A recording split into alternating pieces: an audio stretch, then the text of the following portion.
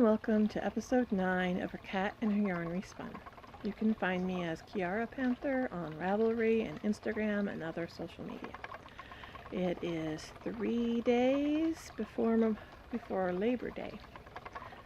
So it's August 31st, Friday, and unlike most people who are going away camping for Labor Day, I'm not leaving until Monday. We were able to get reservations for 3 nights on a non-weekend night, so that's when we're going. And I have not done as much, any spinning since I last recorded because I wasn't feeling well, and then I've been in packing and cleaning the house frenzy mode. But once I'm camping and bringing my drop spindle and a knitting project, and so whenever I'm not swimming in the ocean, I will be spinning and knitting. So I finished my project bag, and I love it. Love it, love it, love it. Isn't it adorable? It's the Woodland Haunt theme by Deborah Edwards. So you have the squirrel as a skeleton and the fox as a witch, and I don't know if you have a little right there on his hat is the spider, and then the owl is a mummy, the raccoon is a vampire, and unfortunately my favorite one, the kitty, has a pumpkin got cut off. But here's some more of the spider. But the best part is I made this reversible. So there you can see the kitty. This fabric I saw first at Craft Warehouse, and I just fell in love with it. So the orange, the bats on the orange, and then the woodland animals kind of floating on a purple starry background were what I saw first. And then when I went back next week, I saw them all lined up like this, with the bats on the purple bands and the spiders on the white bands. There's actually supposed to be a spider band right here, and then there's like a two-tone orange stripe band above the bats, but I liked the bats on either side of the purple band. Sorry, bugs out here.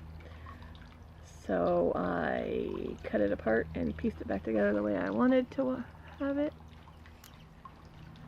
And then I made the orange the top of the bag.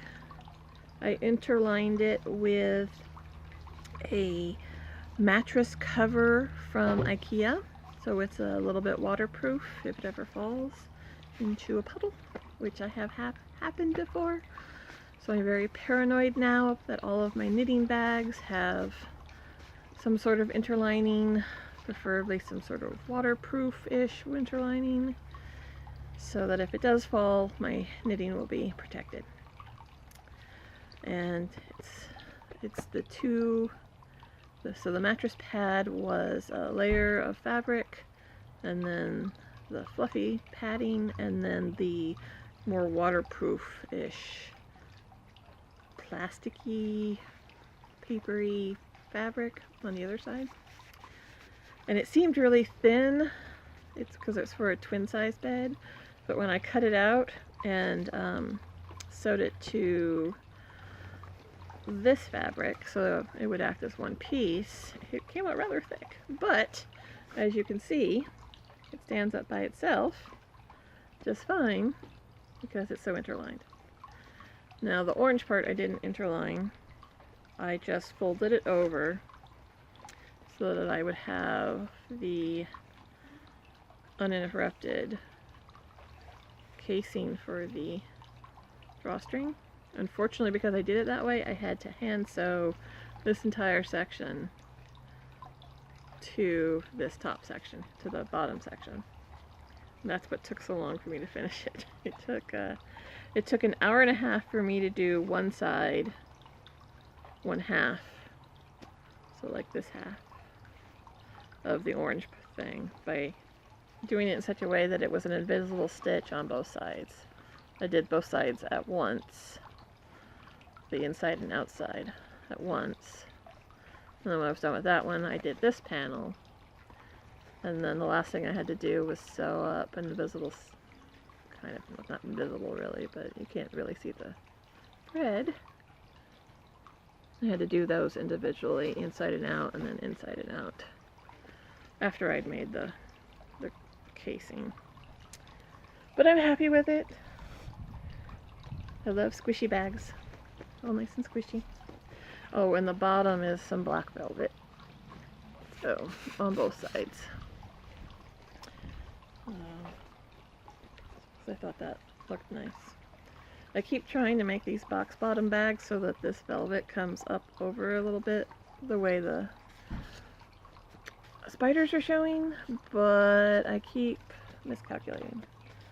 I calculated it so that it's on the seam exactly.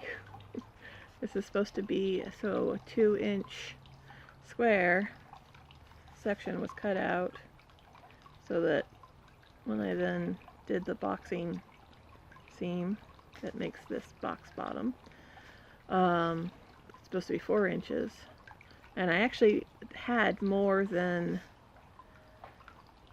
I had like an extra 1/2 inch, 3/4 of an inch, and then the 1/2 inch seam allowance for the purple velvet. So we have basically, going this way, it's like 2 inches for the cut,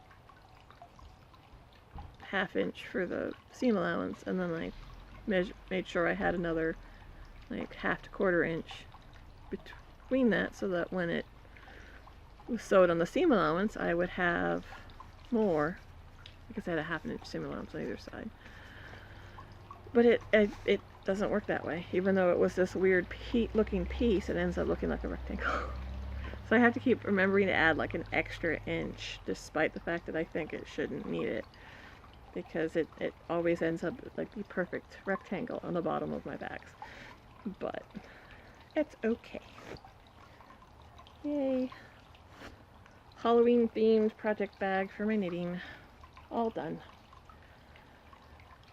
And I've got my fiber in something new on one of the Facebook fiber spinning forums. One of the girls talked about how she stored her to-go fiber in an old Swiffer box, and we used the last one in the last Swiffer pad yesterday, so I decided to keep it and see how well it works. So far so good. I transferred the other colorway I'm going to be spinning into the shoebox I've been maintaining. So that's the main lobster that I'm about to get to, that I keep saying I'm about to get to, and this keeps going and going. But we'll see. Now, at least now I have 2 boxes that I can store my fiber in when I travel and whatnot, or just around the house, and see how that goes. So the other thing I was working on is I've still been working on carding up the bamboo fluff with the other mystery fibers. I got the last bat carded up last night. That's a blend of everything. I basically found 3 other fibers. I know one of them's mohair. I have no idea what the other 2 are. And I separated everything into 2-inch sections, basically 2 by 1 inch little fluff tiles. And I alternated putting the bamboo on the drum carder, and then one of the other mystery ones. And then the mohair, because of the way it was acting, the feeder brush wasn't feeding it onto the drum card part. So I just decided to just take the section and manually put it directly onto the drum. And then just kept alternating back and forth until I had used up that section. Because I had separated all 4 bats into 4 sections to make 4 other bats that are blended. And now I'm going to do one more pass where I'm going to take those 4 bats, separate them all into the little 2-inch sections, and alternate from which bat they originate from as I put them back on the drum carder to make sure I get a more even blend. And then I'm going to do my first attempt at making rolags off of a drum carder. I saw a tutorial on YouTube, should probably find it and post it in the show notes, where you use like a large wooden knitting needle or a dowel and you start making rolags directly off the drum carder. I know a lot of people make their rolags now, that they've got shows up in a lot of Etsy shops and stuff. They make them off of blending boards, but you can make them off of the drum carder too. I'm pretty sure mine are not going to be very neat, but I've got another drum carder project that I want to turn into rolags that I would prefer to be neat, so this will be good practice. And there's a blue jay. Unfortunately, he won't show up. Ugh, camera, I'm sure. In other news, the hummingbirds never returned. The hummingbird feeder does not look like it has been touched at all. The same level of liquid there was last week, so I think my only chance at feeding the hummingbirds was that flyby they did last week when I was trying to record. Oh well, it is getting towards autumn. Maybe they decided to go migrate somewhere else, except we hadn't seen them all spring or summer, so I don't know. I don't know where they've been, and I don't know where they went. But we'll have to try again next spring. Hope the hummingbirds come back. Maybe get a couple more feeders, and maybe eventually they'll come back. So I'm recording directly on the lawn today because I can set up my umbrella better. And the sun was coming in on the porch again. I didn't like that angle. And it was a really nice day earlier. The sun's finally come out, but it was that nice, even though it was overcast, it was like that perfect temperature and everything. I prefer cloudy days. So that's pretty much all I've got planned and all I've been working on. I do plan on taking the other skein of this that I've already finished, camping with me to do the deep creek cowl. I did several swatches and finally settled on doing casting on 100 stitches with a US 9. The pattern calls for US 10 and bulky weight yarn. Wasn't quite sure where my yarn fell into yarn weights, whether it was a worsted or a bulky. So I guess it's more of a heavy worsted, not quite bulky, because the US 10 on it was a little too loose. I didn't like it, not very good stitch definition. And the main thing I picked that pattern is because I like the stitch pattern that it has. So when I redid a swatch on US 9, it came out exactly the way I wanted. Unfortunately, when I was first working on it with the US 10, I couldn't figure out why I'd done the stitch pattern is basically a 10 stitch repeat. And so I had cast on 20 stitches to work the pattern in addition to the several stitches on either side for the swatch. And I couldn't figure out why the first 10 stitches the stitch pattern was coming out beautifully, and the second repeat on every row was just a mess. An absolute mess.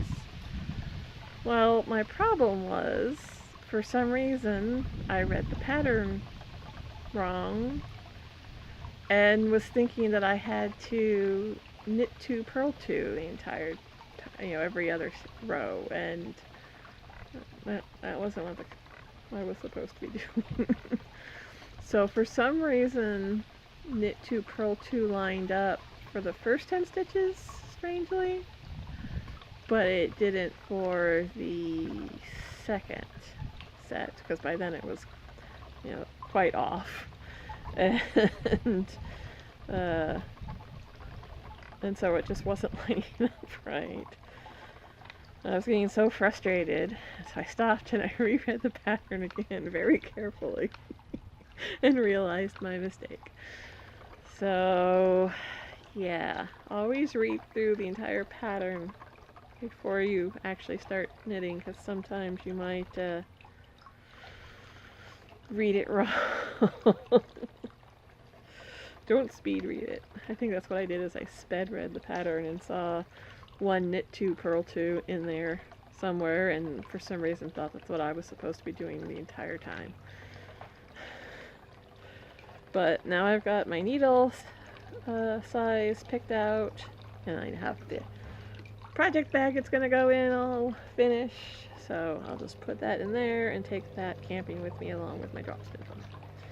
And I have some red fiber that I want to spin up to add to the rainbow samplers, and then I'm going to start spinning up the white bamboo fluff mix to ply it with. I still haven't completely decided if I want it to be a 2-ply or 3-ply yarn. I'm starting to lean more towards 2-ply. We're near a little airport, so there's an air thing going over. And I know last week or the week before I hadn't really paid attention to the plane, but it showed up quite a bit on the audio. So I will just blab nonsense at you for a few minutes until it gets quieter. So anyways, what was I talking about? I got distracted by the plane. Oh yes, 2-ply or 3-ply for the rainbow sampler yarn. I'm starting to lean towards 2-ply because that'll only mute the rainbow progression slightly if I have 1-ply of white, rather than the other idea of having was, which is having 1-ply of white and 1-ply of black, and then the rainbow. It'll look cool in yarn form, but I think knitted up I'll lose way too much of the rainbow. So I'm leaning towards just doing a 1-ply, and then I'm going to knit probably an asymmetrical triangular shawl from it. One of those ones where you just knit until you pretty much run out of yarn, and it doesn't matter what weight yarn you use. Those seem to be pretty good for hand spun. So that's the plan at the moment. And then as soon as I finish spinning all of this orange, and I'm pretty sure that this second skein is not going to come out the same thickness as the first one that I'm going to be making the cowl with. But, so maybe I'll make arm warmers or a headband or something. We'll see. We'll see what it turns out to be. I'm not going to need it for the cowl. I think I've got more than enough yardage for the cowl. I hope. We'll see. So there's that. So I will not be home until Thursday of next week, and I normally record on Friday, so if I'm not too tired from camping, I will record again next week. Otherwise I might be a little bit late with my next recording, but hopefully I'll have more stuff to show next week. So I hope everybody has a wonderful Labor Day weekend.